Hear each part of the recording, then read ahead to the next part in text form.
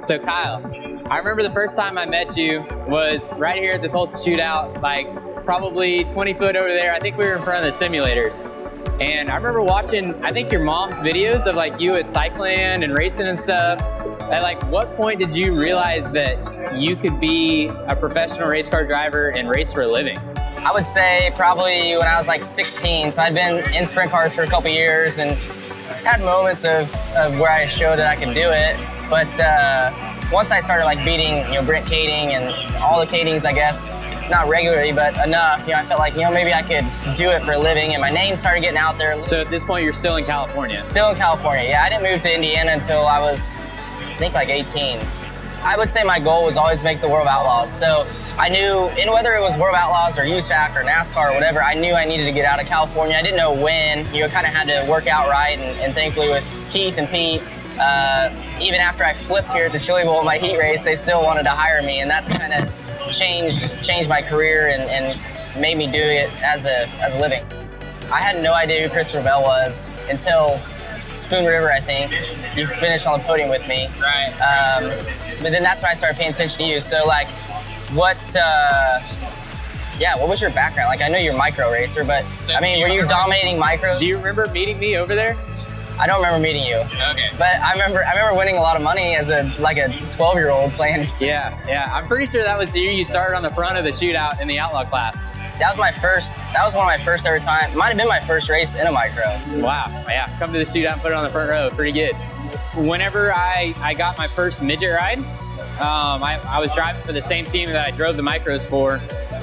I guess that's kind of whenever it hit me that I could become a professional race car driver, and I won a 10,000 to win micro sprint race, and he gave me 25% of that. So that was actually my first check that I cashed and made my first ever bank account with that money. And I thought it was cool because I deposited $2,500, and that was a ton of money for a 16-year-old kid.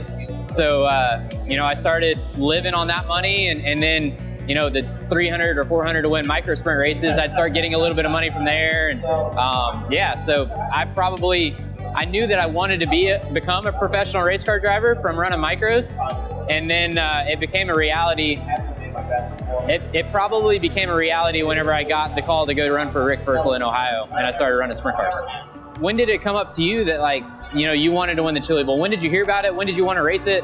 I've watched the Chili Bowl forever, so I've always known it's a huge race, and I think back then they were getting a couple hundred cars, and still even then it was like, man, that's the biggest race there is. I mean, Austin Nationals doesn't get that many cars. Right. So I think from very early on I wanted to win the Chili Bowl, and then actually I think this is like my 11th year racing. So I ran for Cliff Blackwell my first year and struggled. I remember, I missed the bottom every time, and I flipped coming to the checkered in the F main. So I'm pretty good friends with Andrew Belford. Yeah, I think I launched off of him. Yeah, so you and him were racing right around each other that first year. Yeah, it was stupid. I was like, young, you just, not even close to a transfer spot, but I just wanted to pass somebody and ramped off his right rear and destroyed the car. So I've had a lot of highs and lows here. I would say more lows than highs, but it's a humbling place, and it just gets bigger every year. So it makes you want to win it even more for how much bigger it gets every year. And hopefully I can beat you one of these years. Hopefully it's not this year. Hopefully it's every year. I first heard about iRacing, honestly, it wasn't until a couple years after iRacing had started.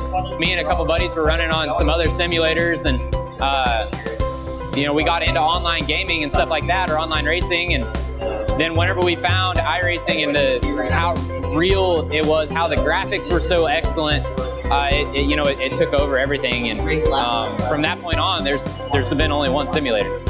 Were you part of the development process of dirt track racing on iRacing? Just a little bit, not as much as like you or say Logan or somebody was, but I would get on there, and I remember running a bunch of laps at say like Williams Grove or something on there, and I don't know. It's just, I thought it was a fun process because you feel like you're doing something important, and it's almost a lot of pressure too, because you want to deliver something that's realistic, and when somebody asks you like, hey, does sprint cars really drive like that, or midgets really drive like that? You're like, yeah, and we had a part in it.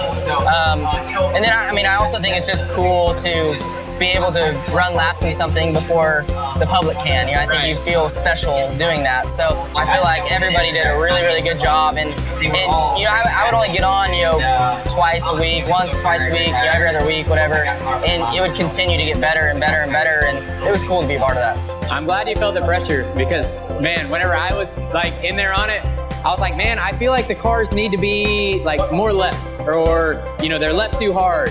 But then you don't want, you're in somewhat control of how the cars turn out to the general public, and you want to make sure that like it's right. So everybody knows Chili Bowl is like, there's nothing bigger than the Chili Bowl, especially for a guy from Oklahoma like yourself. So when you kind of first started hearing rumors of iRacing coming out with dirt, I can only imagine your first thought was Chili Bowl. I can't wait till they have Chili Bowl. So, last year when they came here and did all the track scanning and stuff, how excited were you?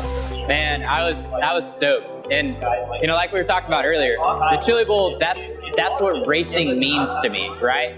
So whenever they said that they're coming out with dirt, midgets and Chili Bowl were like number one on the to-do list. And then they said, well, we're doing sprint cars and late models. And obviously I was really excited about the sprint cars because I run them. But whenever they got the sprint cars done and in game and it was such a big hit, I think that opened up avenues to bring in other open wheel cars especially. So I'm glad that the midgets were on that list. And I think the midgets at the Chili Bowl is obviously one of the biggest races in motorsports history. So I think it's a big hit on there, and I thoroughly enjoy getting on there and making laps before we came here to this event. And I felt like it got me more comfortable of feeling the burn, just getting the visuals of the racetrack before you actually get on the track. Yeah, for sure. Yeah, I agree. I think people too, when they think of midgets, they think of Chili Bowls. Yeah, like it goes hand in hand, right? Yeah, if you can't have midgets on iRacing without Chili Bowls. Exactly. So I'm glad they did it and they knocked it out of the park. So for you, how is iRacing, how do you use it? So I would say I'm a little different than you just because my time is more limited probably than it is for you. Having 2 kids and they're up at 6 in the morning, so I can't be up till 2 in the morning racing. So using it as a tool, and then I would say I like midgets and sprint cars and stuff. I would say I typically more run like practice, or like we'll get in a hosted session with you and it's for fun. But I really enjoy racing other types of cars that I've never had the chance to drive before in real life. I'm glad you brought that up because I forgot how much fun it is to go run a global rallycross car or the Mazdas, and I think that has helped me get my road course program probably better than anything else. And I think that's one of the biggest tools for iRacing is going to, Watkins Glen for the first time this year. I had no idea what the place looked like. I didn't even know, if I was coming up on a right-hand or a left-hand turn. So just, getting that experience on the racetrack, on the road courses, and having fun with it. Yeah, I do agree too with the road course stuff. Like, I like running the underpowered, like higher grip stuff on iRacing because I can make less mistakes and I can learn the track and learn the elevation way easier than if I'm like, okay, I got a cup race at Sonoma, jump in a cup car and then I'm sliding around, and it's just hard to you're just struggling. So I like going on there to tracks I'm getting ready to go to with a slower, easier car to drive. So the Chili Bowl is my P1, said it over and over again. I still don't know how to explain it. How would you describe the atmosphere or describe the event? Man, I don't know. I just tell everybody, they'll ask how's what is the Chili Bowl? How is it? I'm like, it's hard to imagine. If you've never been here, you tell everybody, oh, it's in this huge building. All the cars, all the trailers, all the people, all the vendors, the grandstands and racetrack are in one building. It's hard to explain that, but the atmosphere, I would say, at the Chili Bowl is different, than anything. Even compared to a Daytona 500, it's different. I told Steve O'Donnell, man, it's just different. You have to come experience it, and I think there's things that people can learn, but just coming here and the atmosphere and the intensity builds each day as it gets closer to Saturday because there's more people coming. The racing's fantastic. I mean, you got Tony Stewart doing track prep, along with a couple other guys, and it just produces some of the best racing you'll see all year long. And then, once the racing's done, everybody can kind of go to different bars and stuff and have a good time.